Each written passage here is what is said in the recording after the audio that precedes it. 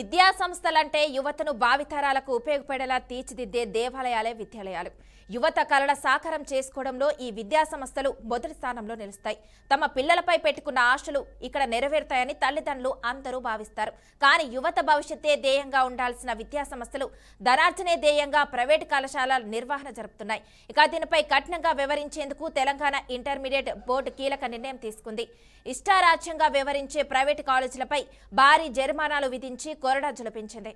Private కాలేజీలు ప్రధానంగా అడ్మిషన్ల ప్రక్రియలో బోర్డు మార్గదర్శకాలను గాలికి వదిలేసినట్లు అధికారులు గుర్తించారు. షెడ్యూల్ కంటే ముందే అడ్మిషన్లు నిర్వహించడం, నిర్ణీత పరిమితికి మించి అదనపు సెక్షన్లను నిర్వహించడం, అనుమతులు లేని భవనాల్లో తరగతులు నడపడం, అలాగే అగ్నిమాపక నిబంధనలు పాటించకపోవడం వంటి అంశాలను అధికారులు గుర్తించారు.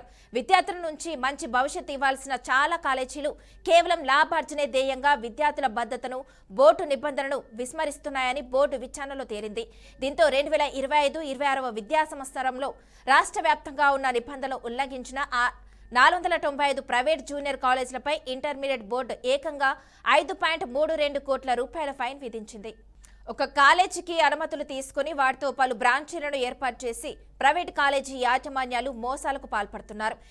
ఇందులో భాగంగానే తుర్కం యాంచల్ సాగర్ హైవే రోడ్డు పక్కన బ్యాంక్ ఆఫ్ బరోడా కార్యాలయంపై అనుమతితో న్యూ చైతన్య జూనియర్ కాలేజీ పేరుతో నడిపిస్తూ ఇదే పేరుతో నిబంధనలకు విరుద్ధంగా మరో 2 new Sri Chaitanya junior college బ్రాంచ్లను కమ్మగూడ, రాఘవేంద్ర నగర్లో నిర్వహిస్తున్నారు.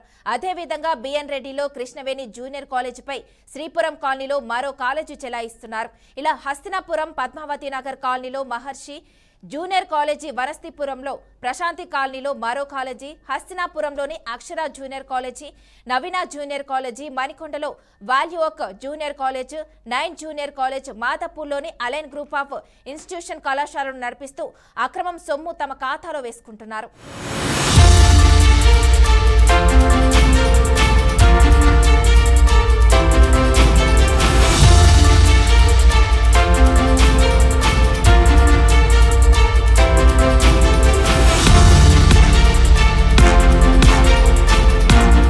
అయితే అక్రమంగా నిబంధనలకు విరుద్ధంగా కాలేజీలు నడిపిస్తూ విద్యార్థుల జీవితాలతో ఆడుకుంటున్న కాలేజీ యాజమాన్యాలపై అధికారులు జరిమానాలతో సరిపెట్టకుండా కఠిన చర్యలు తీసుకోవాలని పలువురు కోరుతున్నారు.